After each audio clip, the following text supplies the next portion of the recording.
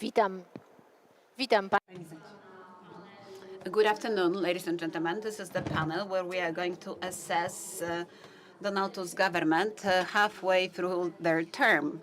Our panelists are sitting from the far right, Kamil Dziubka, Onet, Karolina Lewicka, Radio Tok FM, Rafał Kalukin, Polityka weekly, and the empty seat is waiting for Radomir Wit from TVN24, and we know that he's on his way. My name is Aleksandra Pawlicka, and I am a TVP Info journalist. So the government is halfway through their term, and this is the moment of reflection. This is when you think where we succeeded and where we failed. And obviously success is something that politicians like to brag about, but journalists are usually watching those who are in power and identify their failings. So today, let's not focus only on failures, but let's speak about things that must happen so that this government has any chance to be re-elected in 2 years, in 2027. And give me your first assessment. Karolina. Hello, ladies and gentlemen. I've been thinking about it. I've been really thinking how we should do this panel so that you don't get bored, because we had so many days of the discussions behind us where everyone was trying to summarize the last 2 years of this government. And I would like to start from a different end to arrive at things that I dislike. So let me start with the Peace Party, Law and Justice, just to have a small comparative analysis. You may actually recall the organization of Gazeta Polska clubs that are affiliated with Law and Justice Party, and they've been in place for years. They are affiliated with the extreme right-wing daily paper Gazeta Polska. Obviously, the heightened moment was after the presidential crash in 2010, but they are still in mainstream. Clubs would often award prominent politicians of the Law and Justice. They get often visited by the prominent politicians from the right, so they live in symbiosis. Another thing that I want to draw your attention to is an ongoing convention of the Law and Justice Party, Peace Party, in Katowice. They are deliberating as we speak, and it's not just the party members that are in attendance. On top of it, they bring the representatives of the entire right-wing universum, if you will, NGOs, foundations, media, everyone who's gravitating towards the right end of the political scene, and specifically Peace Party. And many contributors to the political program of Law and Justice, they often speak there publicly, and they are being listened to. So that's about the political opposition. Now let me speak about the current government. The current government is completely out of touch with people. So they don't have this first component that the Peace Party has. Like, they have their own communities that they keep close to themselves. Donald Tusk completed his spectacular winning campaign rally in 2023. And when they celebrated the victory, he actually made a promise that every month he would come to a different place in Poland to report on what the government has done.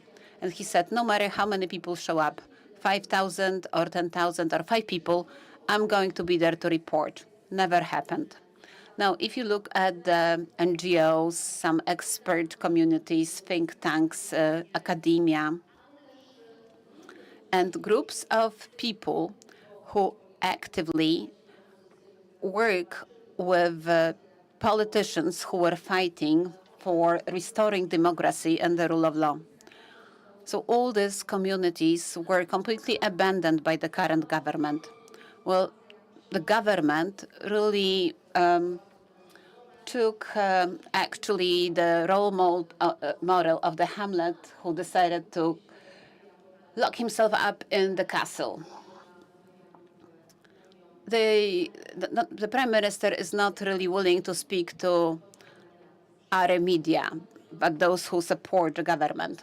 However, Jarosław Kaczyński, the leader of the Peace Party, speaks to all the right-wing media outlet on a regular basis, happily.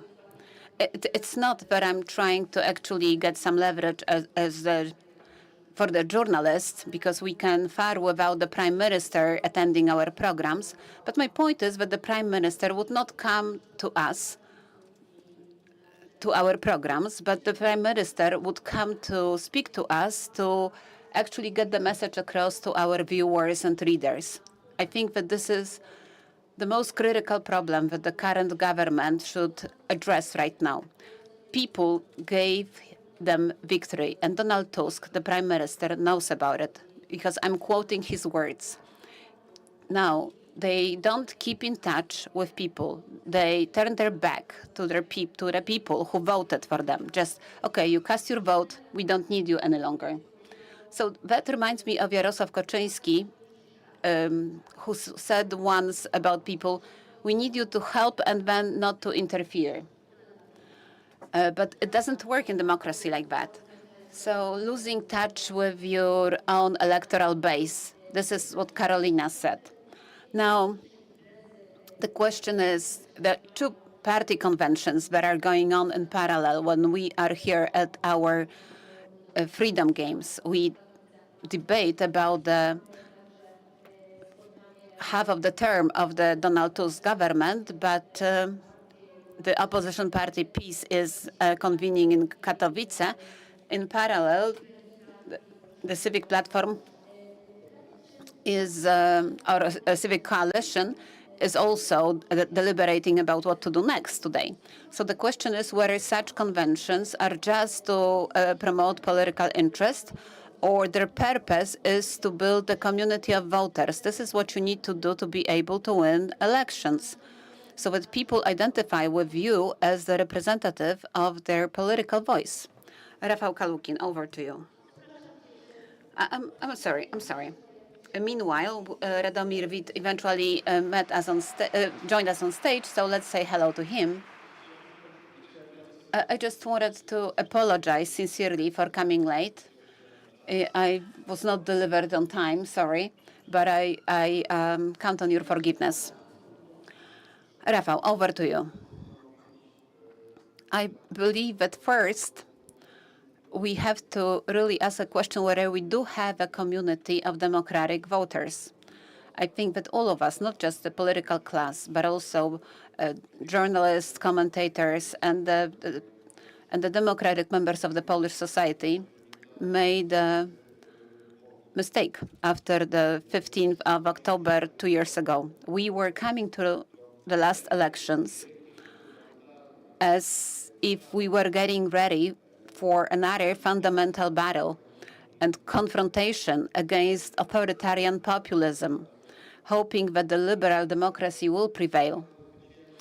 The scale of victory was intoxicating. We had record high turnout.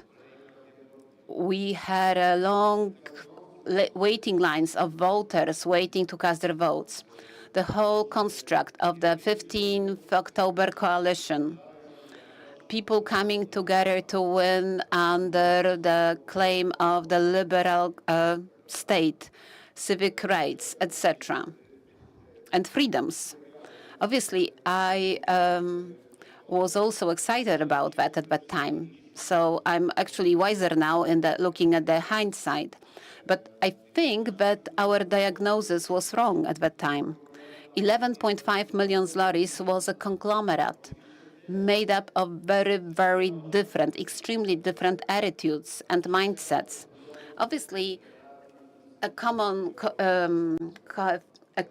denominator was the need for the restoration of the liberal institutions of the liberal democratic country, but there was a strong need for the progressive change. There was a strong ethical need to sort of refresh and public life and political culture, and to put an end to cynicism and stealing and propaganda. And last but not least, there was the economic need that was not acknowledged by Prime Minister Tusk during his campaign. He realized that he has to use social populism to some extent, but he was not very much really convinced about it. I think that he trivialized that a bit, and I ignored that. And I think that all of us had this approach. There was a quite large number of voters who decided to join the democratic mainstream, but they had very existential needs. And in my opinion, the PiS government, the former government, actually failed and lost their last election because they pumped up certain expectations, making promises that they were not able to deliver. And Donald Tusk and his team that formed the government, when they took power, they didn't really realize how much sediment was left after 8 years of PiS party being in power and holding the government. You may recall infamous statement by priest Tischner about Homo Sovieticus.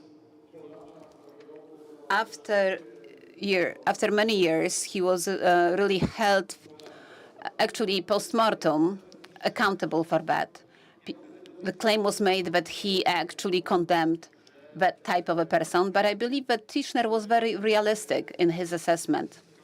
He claimed that the society that was contaminated by 40 years of communism was certainly getting on the pathway to the modern capitalistic progress without being prepared for that. And after the 15th of October 2023, we actually faced the Homo populis response. So in a sense, a sovereign electorate emerged with a different set of needs. And I am actually amazed with the popular trend that the words such as agency is enjoying in the Polish political life. Agency means that you're supposed to deliver right here, right now. No limits. Nothing counts. You can have everything. We can have social transfers. We can have economic freedom. We can have a strong armed forces, and we can have a central airport. So we had to bring together and somehow mediate a lot of expectations that were contradicting each other. And that was quite a patchwork coalition that was supporting that. And to be able to deliver that project, you had to come up with a very clearly defined strategy for the government. And regretfully, it never happened. We see like the same scenario that we've seen back in 2014. This is the personal government of Donald Tusk. There is some strategy, but there is no clear pathway. The political plan initially was to make sure that we have our own president in place, but it failed, and now we have a chaos. So you did mention presidential elections, and yes, that was the first check for Tusk's promises, which actually brought him in power. But presidential elections turned out to ring an alarm bell for the current government. It turned out that they no longer have the winning cards in their pocket. Before, Tusk would say our candidate has no real opponent. Well, it happened differently. And what actually did not work, and what needs to happen in order to re-elect the government next time?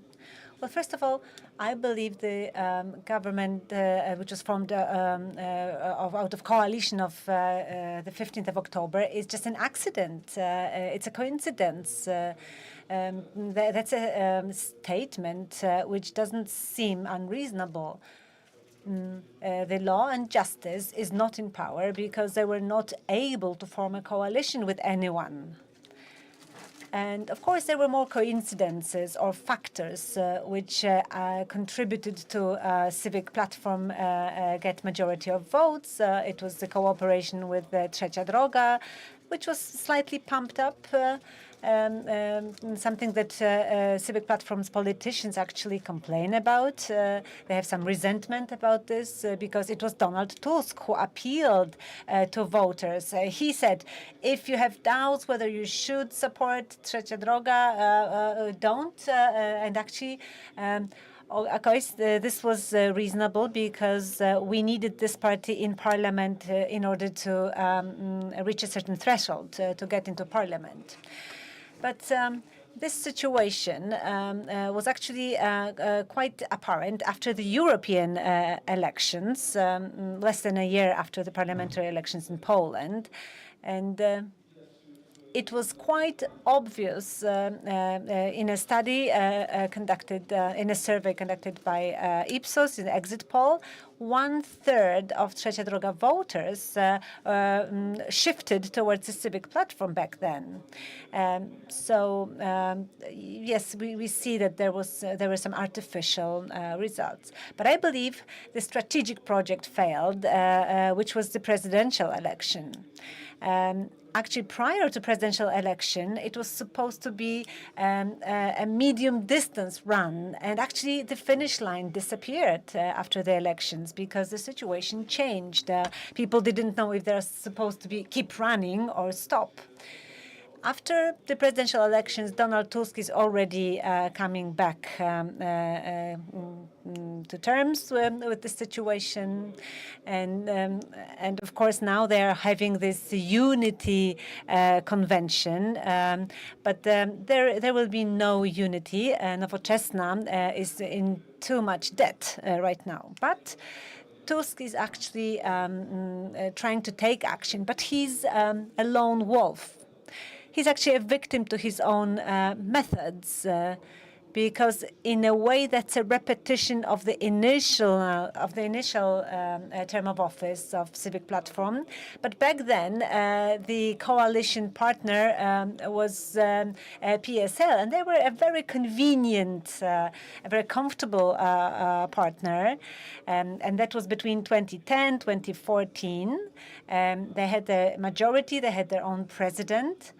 And PSL would actually agree to every single suggestion, even the increase of retirement age. And nowadays, nobody really wants to discuss that because that would be a PR catastrophe. But yes, certain things are repeating. We have Igor Osakowicz, who is one of his advisors. He left to Brussels with Tusk. Then he returned with Tusk, and he became his personal advisor. So certain topics reemerge. Maybe now Tusk is less brutal. He is less strict. There is fewer heads cut off. But the coalition is actually more complicated this time. So what is the remedy? Let me first discuss what is happening with the Law and Justice. There is a strong war in the right-wing parties. You see, the Law and Justice appointed Karol Nawrocki, but they actually were not praised. Their results are actually weaker now. So this was not a victory of Law and Justice as such. And this fight, this war on the in right wing opens some space to the other side, to the left wing or center. And the question is how Tusk will manage that possibility, this opportunity, because Civic Coalition is still a leader in surveys. But what is happening under the surface is dangerous for Tusk. At the same time, it's an opportunity, because Tusk took over quite a big chunk of those who voted for Poland 2050. The left wing is getting weaker. And when I talk about the left wing, I talk about Czarzasty and his team, but it's because Zandberg is reinforcing his position. Together, the Razem party is getting stronger because they are reaching the younger voters. Now, the interesting fact is that Law and Justice is not a leader in any age group. They have 1/3 of all the voters, so it's an equal status with the Civic Platform. So it's a Copernican change. And in the younger generations, it's Confederation that is getting stronger. So I believe this strong rivalry between the right-wing parties is an opportunity for the government. Now, it's too early to say what could be done by the government to be re-elected, because a simple consolidation of different parties into one list would be not just ineffective, but also unreal, because you would have to unite the left wing. I believe it's impossible, because Zandberg is now playing to win it all. Well, it seems like you have a very pessimistic view about the future. So the question is this right, that for Tusk, Kaczynski's problems may bring some hope, and the right-wing fighting, fierce fighting, is this an opportunity for Tusk? And now that Tusk is halfway through his time in power, is he in the corner? Well, I believe the parties that formed the coalition in an exemplary situation, they would never get together. Remember, the coalition was formed because the prior 8 years of right wing in power, this was unprecedented time, the violation of democratic rule of law. Was it not for that fact, I don't think that the coalition would be formed. For instance, individual parties in the coalition have different outlook, both in terms of ethics, but also housing and other things. So now the policy is, what do we need to do to convince the PSL members to vote for the majority? So actually, this coalition in a democratic world would not even be formed, because these parties would be competitive towards one another. And now we are facing a fascinating situation when everybody's looking for a job or for Szymon Hołownia, whether it's the job of a high commissioner, or maybe an ambassador, or maybe the deputy chairman of the parliament. So coalition is actually dedicating time to things which are not really relevant. Journalists keep asking this question: why do you still coexist? What have you been able to achieve over 2 years?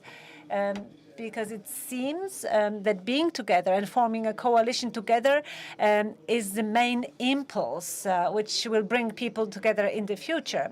I had many different discussions with politicians during presidential elections, some of them unofficial. These people overestimated the turn-up. They believed that more people would actually come to vote. And the assumption they followed is that they own it, they deserve it. People are supposed to come and vote because they came in 2023. So the turn-up would be equally high. They also said they deserve the support of young generation, of young people. They no longer think what they can offer, what they can bring to the table, because they know that the young generation opposition is supposed to vote for them. That the young people would not vote for conservatives and nationalists. Well, it turned out these people completely misunderstood the situation. They misunderstood how individual groups of people work. So they did not follow surveys and polls. Actually, even politicians had certain information on the table. But still, and let me be respectful, but it seemed they've followed faulty common sense. They did not really look at what the respondents were trying to convey. So the situation was that there is a misunderstanding of the situation around, and all it took was to talk to people, to understand what their expectations were, and and that's not a surprising situation. People have a right to have one expectation, and then this expectation is to have a high-quality life, a good life. Also in my work, sometimes I talk to law and justice politicians who say they want to defend the rule of law, and because I treat it as a joke because they failed to do that over the 8 years that they were in power. But this subject returns, and I'm not surprised that there are voters hearing this. They don't remember what was happening 2 or 3 years ago. They have a right not to, because people live in the moment, here and now. They have their current emotions, their own expectations, and their own needs. So I believe it's a challenge for any party to catch up with people and to understand what their expectations are, and do not just assume that you know what people expect. Really take some effort to understand, and that's a paradox. We have data, we have surveys, we have study results, and actually law and justice are able to make use of such information. They even test the colors of microphones that Kaczynski should be doing. Well, of course, Kaczynski sometimes is able to ruin anything with his speech. But to finish, what I'm trying to say is that expectations and needs are more important than politicians' assumptions. And that's where the trouble started from. Okay, so let me react to what you said, that law and justice are able to analyze statistics well. Nawrocki is the best evidence of that. He's the result of a number of analyses and studies, what the needs of the voters are. So he's exactly the representation of the voters' needs. And contrary to common sense, he was elected to be the president. But let's now discuss the strategy that Rafał mentioned. We need a clearly outlined strategy. All of you mentioned that. So this is the time when we have a slight delicate lifting by the government. Some personal changes. 2 ministers were replaced. One is now very active. I talk about the Minister of Justice, Waldemar Żurek, who will be a guest, by the way, at these games. The Ministry of Health is less distinct change. But did this improve the image of the government and the way that voters perceive the sense of agency in this government? Does this improve the credibility and reliability of the government? Is this enough? Civic coalition is now uniting. Poland 2050 is probably disappearing or breaking down. At least one coalition member is. So, and their 30 MPs are quite an important count in terms of calculating majority in parliament. But what is the point in time right now? I'm talking about Tusk's government, to keep the agency, to be convincing to Polish voters that it's capable of continuing for 4 more years to effectively get Poland out of this hole, democratic hole, which peace generated. Anyone? Rafał, over to you. Well, I think that changes that we've seen in the government were not done right. The whole sort of policy pursued by Donald Tusk with the members of his government is geared to select members of the government that would help him keep control inside the government. On top of it, it has to project the right image. I think that when you pick the new ministers to the government, I think that you should start with the strategy. So you should stack up the hierarchy of tasks that will be distributed to the coalition partners so that everyone is happy, that some of their political priorities are actually being delivered according to some schedule. And at the end of the day, you pick people who will make sure that they are delivered. I think that the way the government was reconstructed was pathological. This is, again, the personal maneuvering by Prime Minister Donald Tusk. He's all the time doing political maneuvers, and he makes arbitrary decisions, withholds projects from some ministers. Other ministers get green light suddenly. No one knows what is the internal logic of such developments. There are internal tensions and conflicts emerging, and each of the coalition members starts to actually work in their own backyard. And the whole construct of the governing coalition becomes really meaningless because everyone plays their own game. And the civic coalition is actually winning this game because they have the most determined electoral base, people who vote for them to just vote against the peace party. And other parties that cater to the very vocal social needs are way behind, almost pushed back to some dead end street. And as we look at the political scene today, it's hard to tell who is an eligible coalition member except for the civic platform. I know that we tend to complain about the coalition members like Hołownia and others, but in my opinion, the source of this problem is the governing method. So now over to Karolina Lewicka, who will tell us how to break away from this glass tower. The glass tower that the Prime Minister Donald Tusk is sitting in, refusing contacts with voters. Well, to answer your question, I think that the government reshuffling took too much time. It was way too long. And at the end of the day, we didn't get the small and agile government as it was promised by the Prime Minister. And on top of it, we had ongoing reconstruction at the deputy minister's level, and that process has been dragging for many months. So if we want to look at the strategy that should be in place for the next 2 years, let me say this.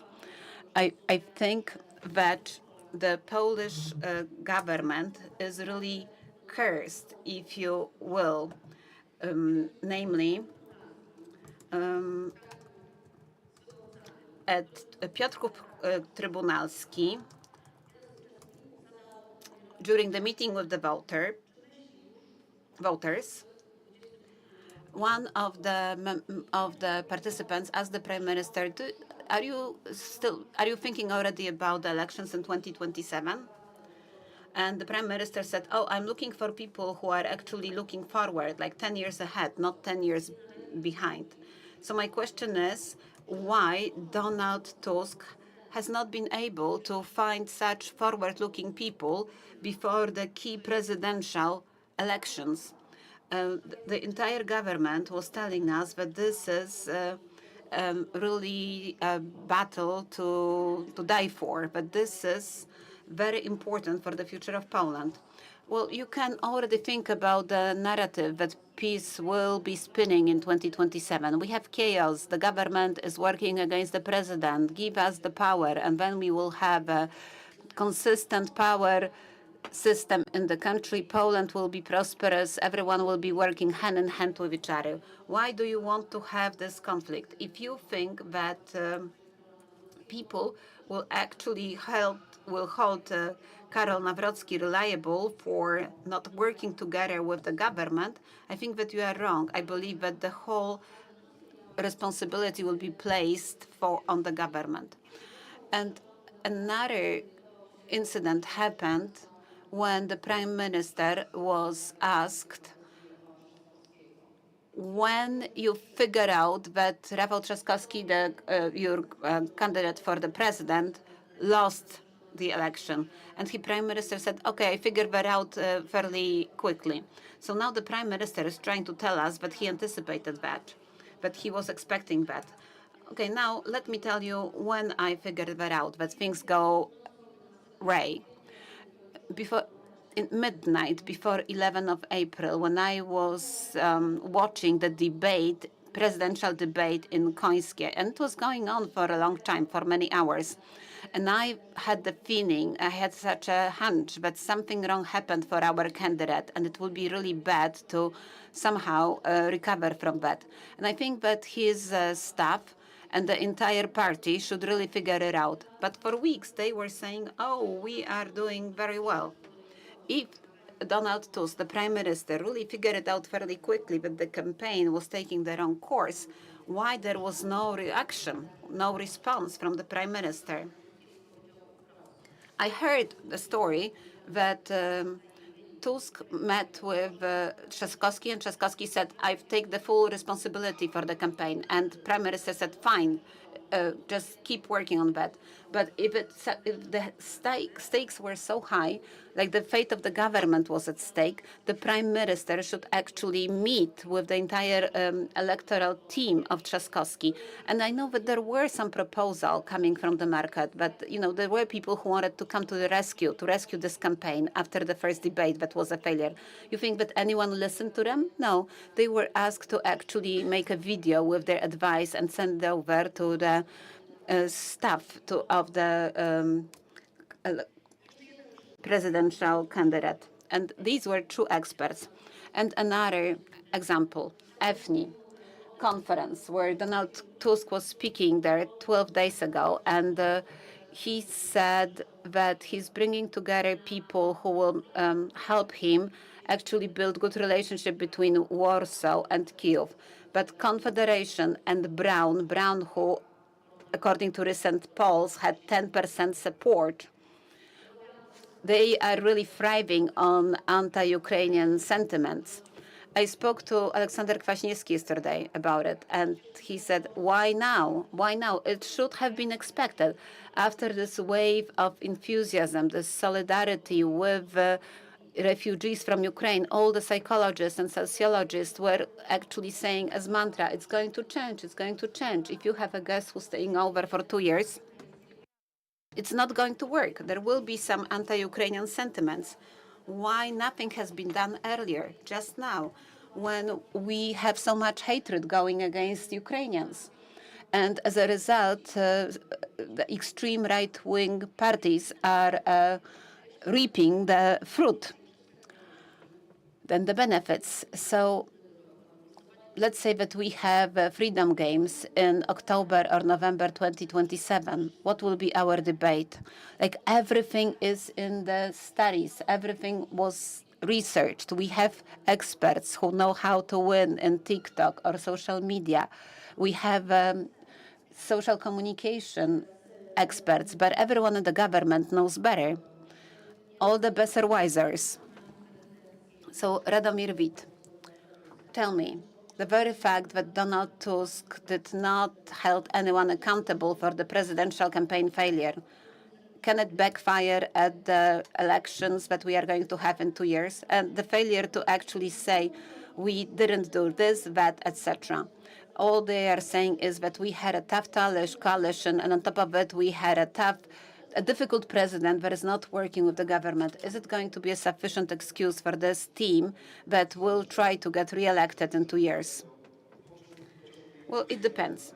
It depends when such words are spoken, because when someone says that the president is hard to work with, okay, show me the track record. Let's say that you produce 120 new pieces of legislation that went through the parliament, and then the president vetoed each of them. So when you say, okay, they tried hard, but the president just made it impossible.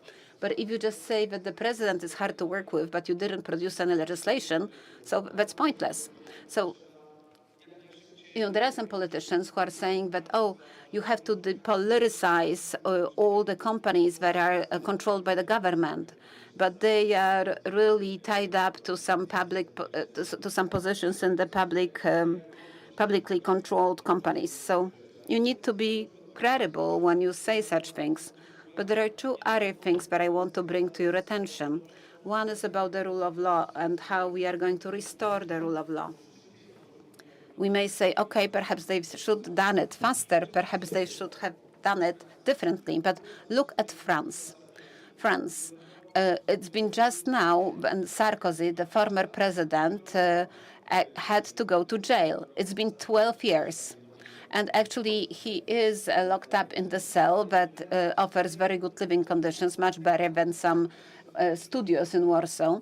But it's been over a decade that this process was unfolding. And let's remember the context.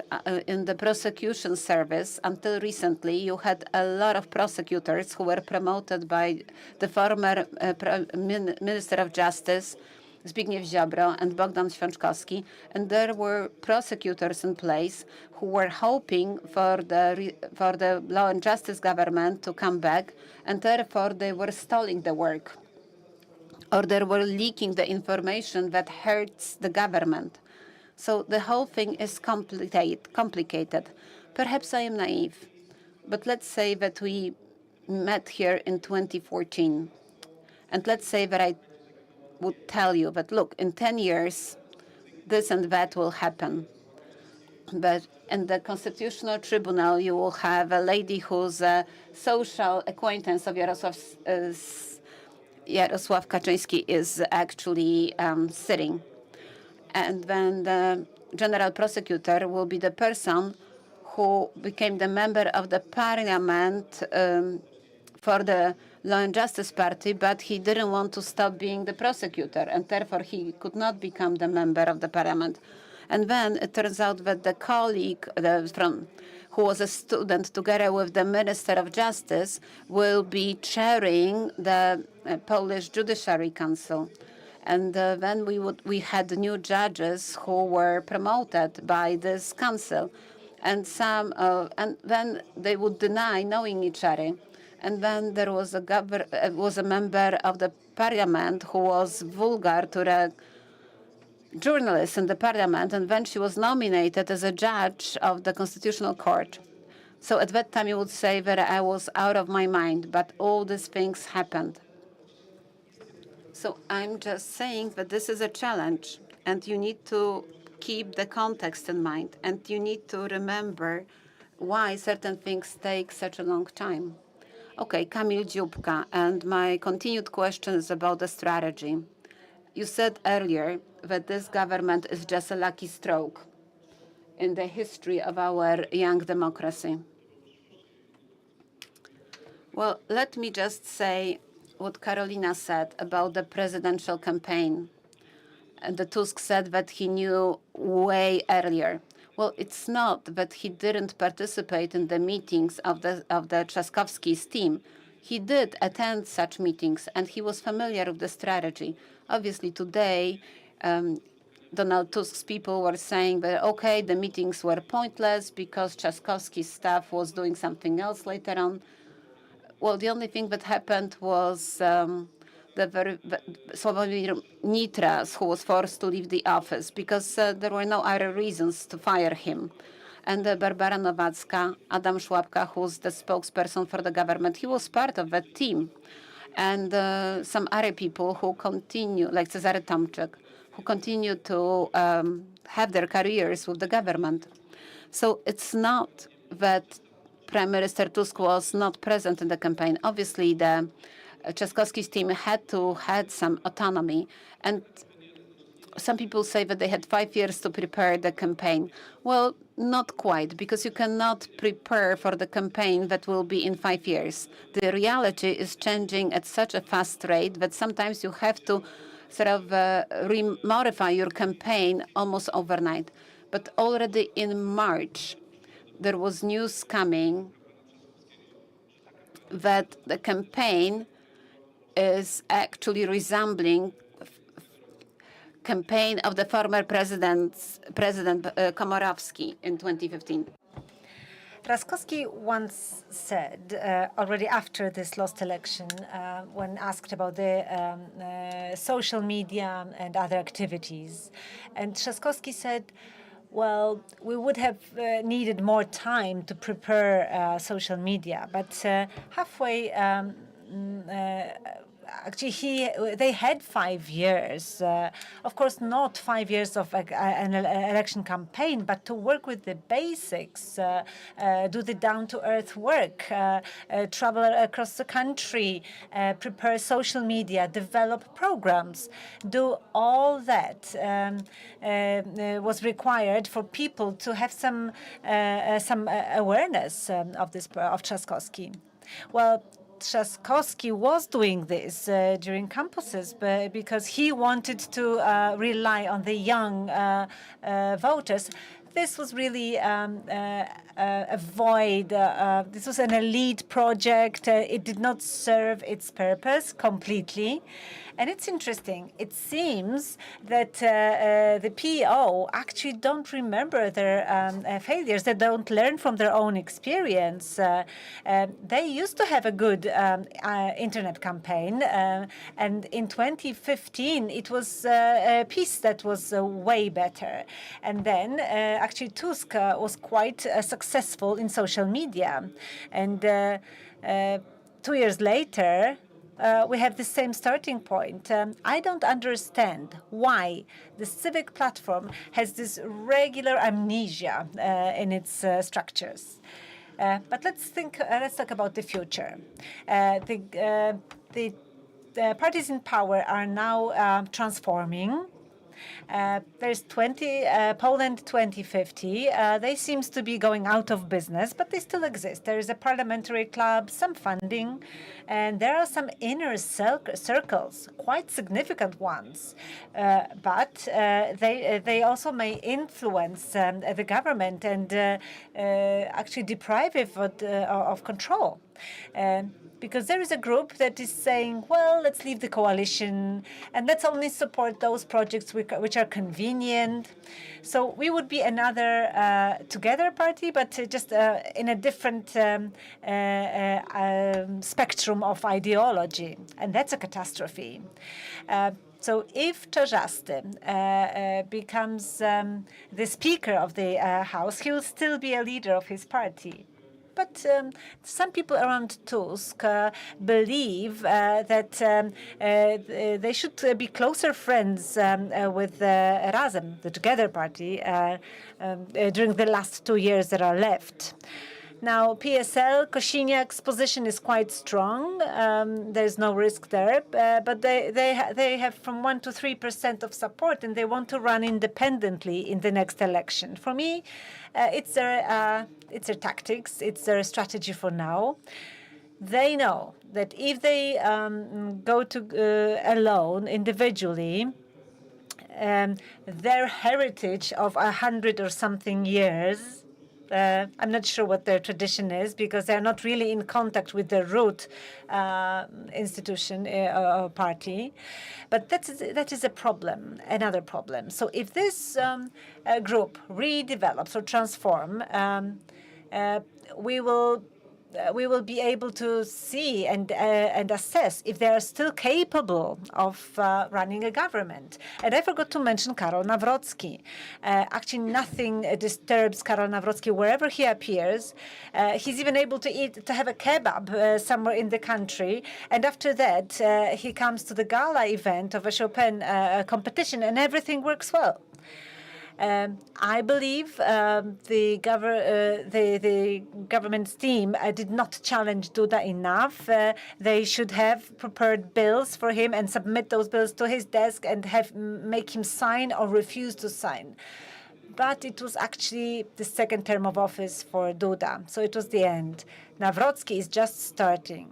So there's some topics that are hot. One is the partner law, or the next of kin, and that is something that would make Nawrocki's life difficult. Nawrocki claims it's an ultra-left proposal, which is not true.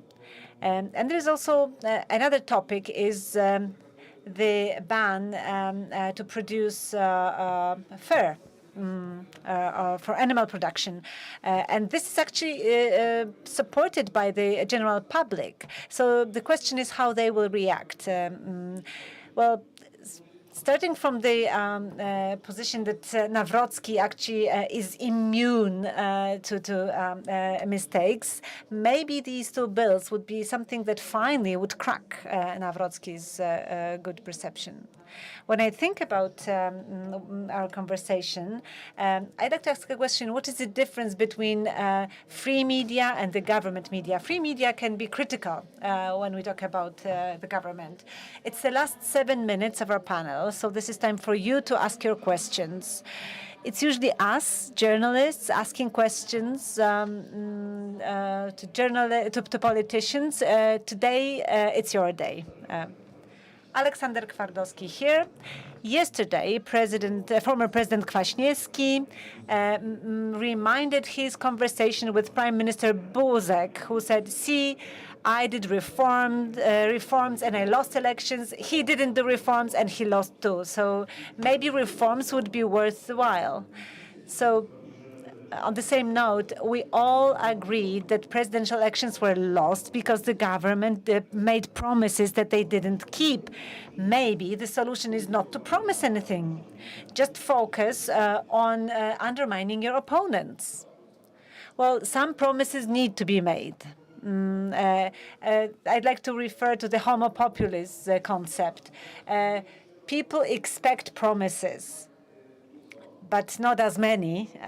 So few realistic promises should have been made and then delivered. Politics over the years when peace was in power has changed fundamentally, and the rules need to be accepted, the new rules. We have to comply with the new set of rules, but in a way that the populist wave does not take us offshore. There were some clear assumptions that the government wanted to implement until the time the presidential elections took place in order to succeed with their political agenda, which did not happen. It was not effective, it was slow, promises were not kept, and then it turned out that the wind is blowing straight in their face. I heard a fantastic presentation by our host, Leszek Jeżdżewski, yesterday, and this was a very motivating event. You also, the public, you also enjoyed it. And he said we need to pursue our own agenda. We need to be ourselves. We cannot sell our souls to the populists. And I concur. Except that we have to prepare in advance and know what the social mood is, what the social expectations are. I also heard for many hours, I heard what respondents were sharing in focus groups. And Trzaskowski's strategy in many aspects was a reasonable one. I remember civic coalition's voters group, and then they said Poland should be ethnically clean. And there was no reflection there. I was shocked that this kind of language appeared during meetings. And the reason for that is that the first year and a half were not used properly to work on the public, on the community, because we actually let our opponents to overtake the scene and to enforce certain topics. Now, maybe Tusk was aware of the situation. Maybe he understands the public, the society. But I believe this was a repetition of the previous campaign. And the thing is that the preparatory year was not used properly to to create the foundations and work with the voters' needs. Another question. Piotr Szanowicz, my question is, isn't this that the government is just listening to people, but it has no agenda? It's just looking at the surveys, at the polls. And I feel the government is not very credible because it, in fact, continues the politics set by Law and Justice. And I personally voted for this new pro-EU government. But actually, they represent what Kaczynski wanted. They don't want the Green Deal. We don't want the Eurozone and so on. So it seems that this government has no agenda of its own. It just looks at what the voters want. For instance, now the social attitude is against the EU. So this government could introduce a strong campaign for the Green Deal. Actually, we don't hear you too well. Okay. Well, just phrase your question very briefly.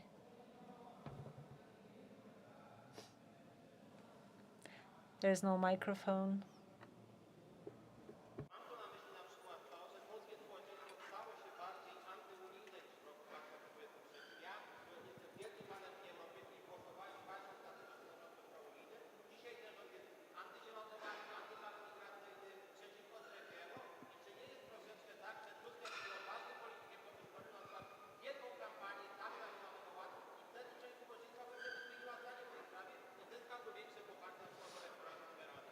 Kamil Dziubka. Ja się zgadzam. Well, I agree. We are talking about support for the European Union. But one aspect, one thing changed over the years, and that's the attitude towards Ukrainians. The coalition, or Tusk himself, understands the sentiments. Remember, Trzaskowski during the presidential election actually mentioned the topic of limiting 800+ program for Ukrainian citizens. So yes, this was an outcome of analysis or reading the polls. But actually, the civic platform is not credible in such conversations. But when they start such narrative, they actually trigger populists. And this is not just a Polish example. It happened in Germany, it happened in the Netherlands, and the Polish example is quite similar to all the others. Of course, details are somewhat different. So what Tusk has been doing in the presidential campaign, he stopped all the difficult, he's suspended all the difficult subjects like health education, which appeared in a very important moment of presidential campaign. And Barbara Nowacka, as I know, she went to complain about Kosiniak-Kamysz to Tusk, and she said he's the Minister of Defense, he's mingling with things that are none of his business. And Tusk said, Barbara, let it go. And she did, but they lost anyway. I need to stop. So Kamil Dziubka was the last respondent from Onet, and our panel was Karolina Lewicka, Rafał Kalukin, and Radomir Wit. Thank you so much, and please join us for. Telewizja Polska to więcej tego, co widzowie cenią najbardziej. pasjonujące filmy i seriale, a w obsadzie najbardziej gorące nazwiska. Największe sportowe imprezy i momenty, które przejdą do historii. Bieżące wydarzenia, którymi żyje Polska i świat. Przebojowe koncerty, które łączą w zabawie wszystkich Polaków. Znakomite spektakle, które gromadzą rekordową publiczność. Telewizja Polska. Otwórz się na więcej. So we just had an emergency landing in Poland, in Łódź. Yeah, don't worry guys, we won't be here for long. Lads, hello vlog. So I know we were supposed to show you some wild animals and a bit more sun, but Yeah, instead we have to spend 2 days in this boring place. come on. Did you say boring? I will show you beautiful nature and animals and even more. And you will see what this region has to offer. Deal? So we said yes because why not, right? And this girl took us around the whole region. We ate pierogies. We saw some Polish art. We saw some wild animals. We got spiritual. And after all, we fell in love with this place.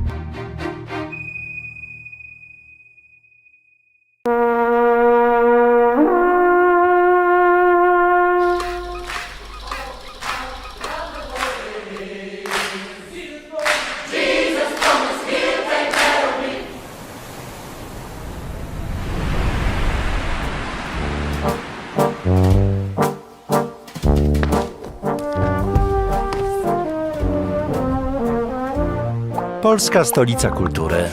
Jesteś na miejscu.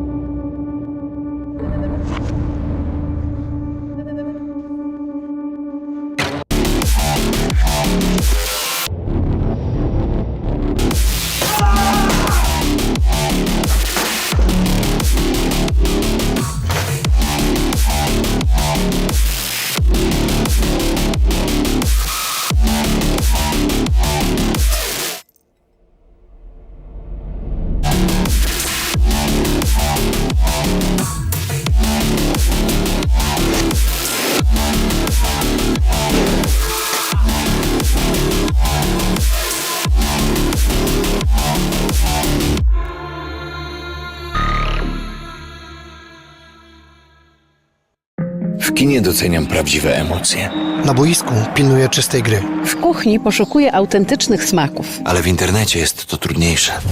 W internecie wobec informacji też trzeba być sędzią. Dezinformacja jest jak bramka strzelona ze spalonego. Więc jeśli coś we mnie wzbudza emocje, daję sobie czas. Może ktoś specjalnie chce mnie zagotować, bym uległa manipulacji. Filtruj informacje. Sprawdzaj ich źródła. Nie masz pewności? Nie udostępniaj. Postaw na czysty przekaz. Myślisz, że to ktoś wyjątkowy, miłośnik kultury, kto sypie cytatami z pamięci. A to może być ktoś, kto na wakacje pakuje książkę, tę samą co rok temu. To możesz być ty.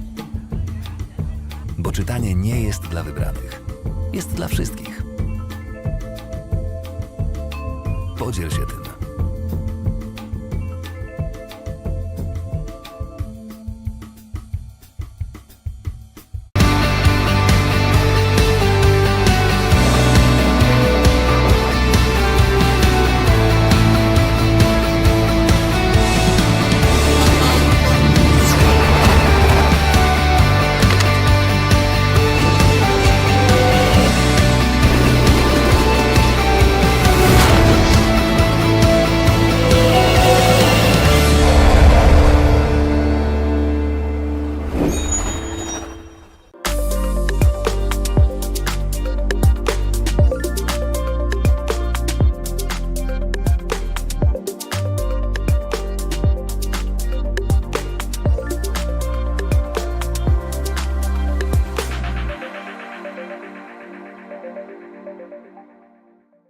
Do PKO Banku Polskiego przenosi się nowy klient. Weźcie, przenieść się jest easy.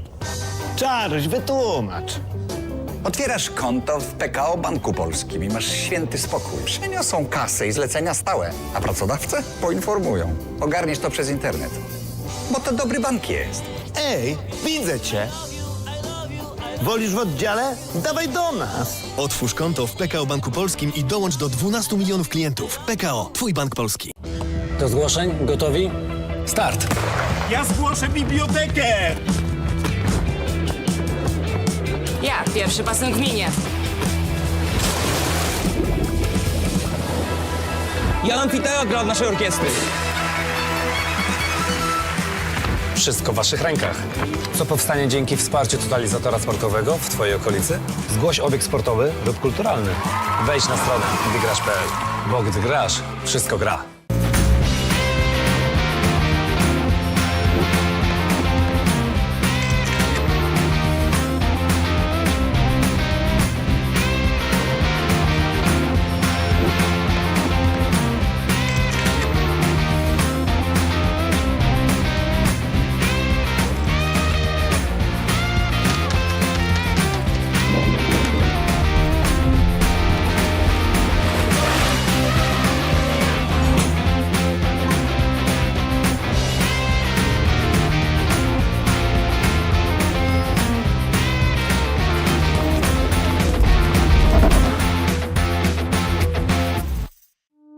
Atlas Network is, as the name suggests, a network, and it's global. We work all around the world. We're based in the U.S. It's a network, that is to say, organizations that share common values of limited government, of free enterprise, personal liberty, of personal responsibility. Atlas Network provides training and support to help build capacity, but most importantly, we give our partners the tools they need to be successful.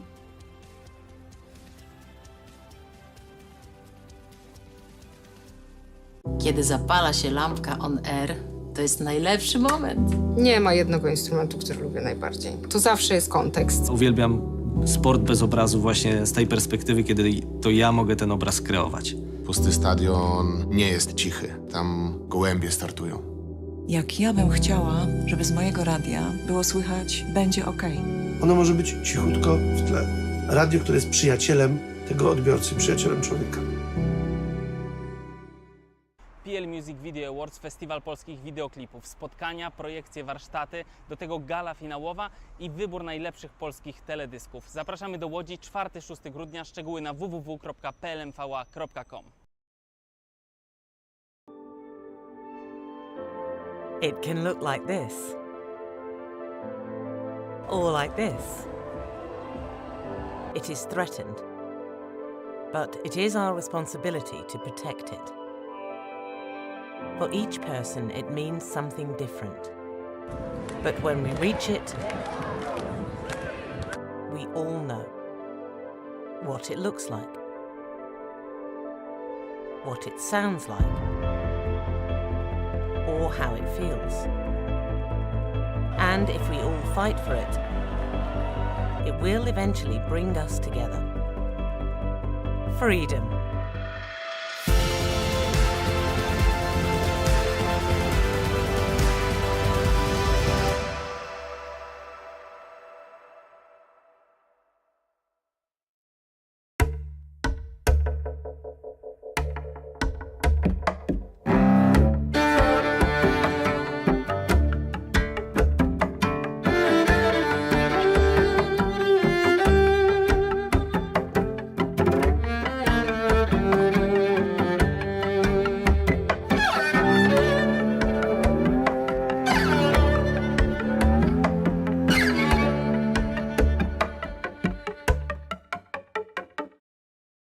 Mam plan na bezpieczną firmę.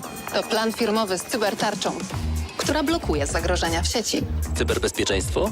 Masz od tego Orange. Teraz cybertarcza za 0 zł we wszystkich planach firmowych, a w wybranych smartfony 50% taniej. Orange tu jest.